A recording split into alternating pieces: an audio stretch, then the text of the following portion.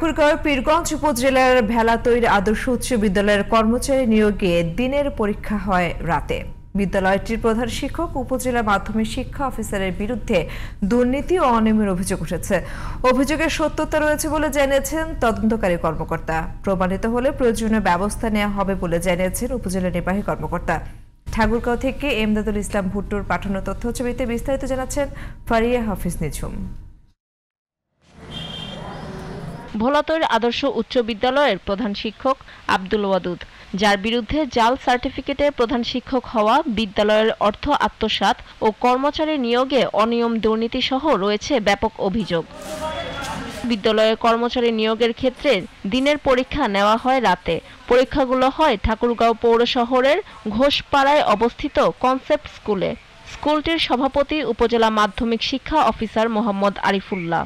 ভোলাতৈর আদর্শ উচ্চ বিদ্যালয়ে কর্মচারী নিয়োগের ক্ষেত্রে ঘুষ লেনদেন ও দুর্নীতি করছেন আব্দুল ওয়াদুদ। তার সাথে যুক্ত রয়েছেন উপজেলা মাধ্যমিক শিক্ষা অফিসার। প্রধান শিক্ষক সাহেব উনি যোগাযোগ করেছেন, উনি কয়জন ক্যান্ডিডেট উনি নিয়োগ দিয়েছেন এটা উনি জানেন। একদিন শুধু আমাকে জানাবেন যে রাতের বেলা যেতে হবে, ঠাকুরগাঁতে পরীক্ষা আছে, ওখানে গিয়ে দেখি যে 4 জন তারা নিয়োগের একটা ব্যবস্থা করেছে। এই অভিযোগগুলো সম্পূর্ণ মিথ্যা এবং ষড়যন্ত্র বলে জানিয়েছেন প্রধান শিক্ষক আব্দুল ওয়াদুদ। আমার নিয়োগ কমিটি দিচ্ছে, আমার সার্টিফিকেট সম্পূর্ণরূপেই আমি প্রশাসন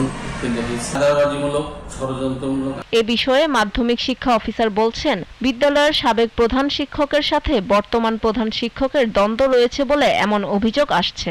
বিদ্যালয়ের প্রধান শিক্ষক তার সম্পর্কে ছোটখাটো কিছু অভিযোগ আমাদের কাছে মৌখিকভাবে দু একদিন বিচ্ছিন্ন হয়ে আসে বলেছে, কিন্তু আমার কাছে এই ধরনের কোনো অভিযোগ আসেনি। তদন্তকালে ঘটনার সত্যতা পাওয়া গিয়েছে বলে জানিয়েছেন উপজেলা আইসিটি অফিসার। অভিযোগে যা যা উল্লেখ ছিল, সার্টিফিকেট জালিয়াতি, তারপরে হচ্ছে যে নিয়োগ বাণিজ্য, বলা যায় যে আমি তদন্ত করে যা পেয়েছি অভিযোগের সাথে সঙ্গতি রয়েছে।